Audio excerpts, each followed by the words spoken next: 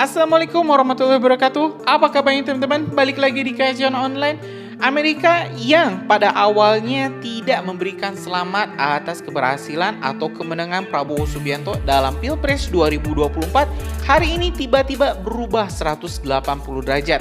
Joe Biden Presiden Amerika Serikat dan juga Menteri Pertahanan Amerika Serikat langsung mengkontak Prabowo Subianto, Pak Prabowo, sesaat setelah penetapan hasil pemilihan Presiden 2024 oleh KPU.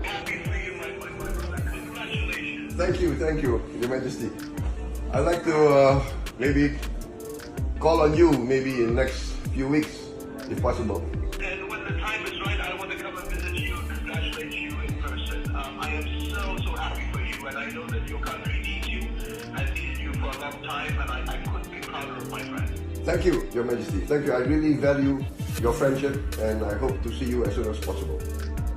Anytime and anything that you need, Thank you, Your Majesty. Thank you. I look forward to see you again. I have fond memories. please call me Abdullah. I have fond memories of Aman. Fond memories of Aman. I have fond memories of you too, my dear friend, and I'm so hearing your voice today put me in a very good mood. Thank you so much.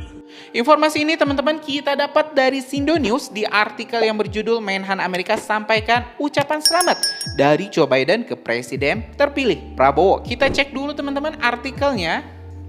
Presiden terpilih Prabowo Subianto mendapatkan ucapan selamat dari Menteri Pertahanan Menhan AS Lloyd J. Austin III. Austin memberikan ucapan melalui sambungan telepon saat Prabowo sedang berkantor di Kementerian Pertahanan Kemhan.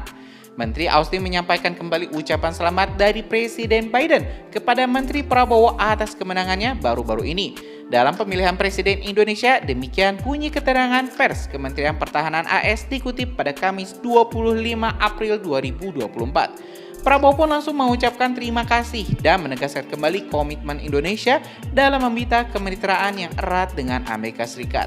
Saya berbahagia menerima telepon yang sangat hangat dari sahabat saya yang terhormat Menteri Pertahanan Amerika Serikat Yang Mulia Lloyd J. Austin III yang menyampaikan ucapan selamat atas hasil pemilihan presiden, kata Prabowo. Prabowo dan Austin membahas mengenai hubungan pertahanan AS Indonesia serta berbagi pandangan mengenai dinamika keamanan regional dan global. Keduanya pun membahas potensi mempererat kerjasama kepertahanan termasuk modernisasi militer Indonesia. Ya teman-teman, sebenarnya ini Amerika Serikat memang telah mengantisipasi kemenangan Prabowo di Pilpres 2024. Jagoan AS ini sebenarnya lebih condong ke kubu 01 yaitu Anies Baswedan dan juga Muhaimin Iskandar.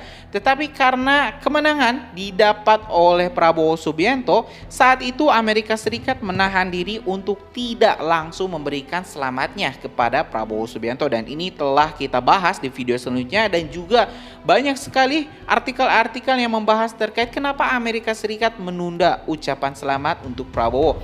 Salah satu alasannya dikarenakan Prabowo waktu itu belum ditetapkan secara sah oleh KPU. Jadi Amerika Serikat menahan diri untuk memberikan ucapan selamat. Hal ini berbanding terbalik dengan para leader-leader dunia seperti leadernya dari Cina, dari Jordania yang langsung menghubungi Pak Prabowo dan mengucapkan selamat. Jadi Amerika ini adalah salah satu mitra Indonesia, mitra terbesar Indonesia yang tidak langsung memberikan selamat kepada Prabowo.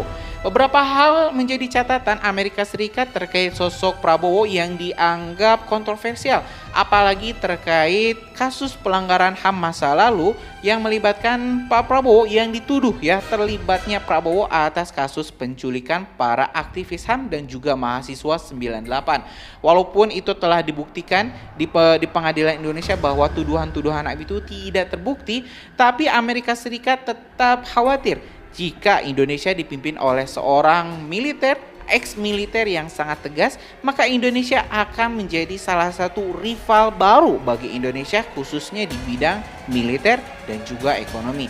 Jadi memang tidak aneh teman-teman kalau misalnya Amerika sebenarnya tidak suka jika Prabowo yang memimpin Indonesia. Tapi karena Prabowo lah yang menang, mau tidak mau Amerika pun harus menurunkan egonya dan memberikan ucapan selamat demi menjaga stabilitas hubungan antara Indonesia dan juga Amerika.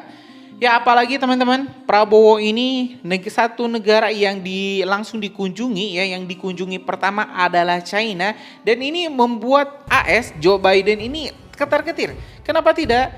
Ini seorang presiden terpilih ya, satu negara yang dia kunjungi itu akan menunjukkan pada dunia bahwa Indonesia lebih condong kepada siapa.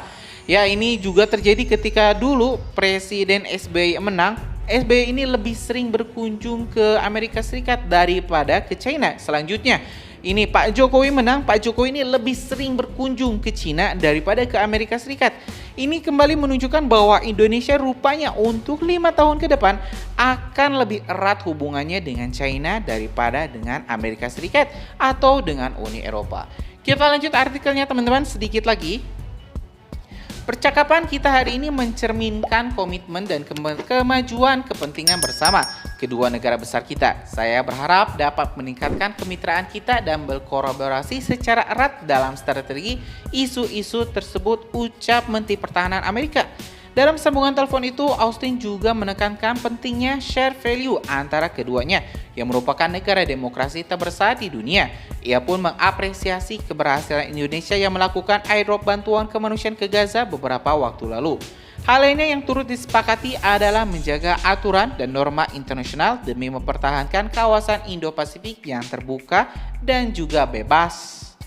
Yaitu teman-teman artikelnya, kita bisa melihat ini, saya ingin mengulang ini kata-kata yang sangat menarik. Menteri Pertahanan Amerika itu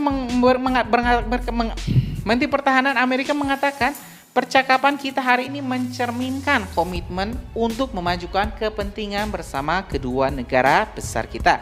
Saya berharap dapat meningkatkan kemitraan kita dan berkolaborasi secara erat dalam isu-isu strategis, ucapnya.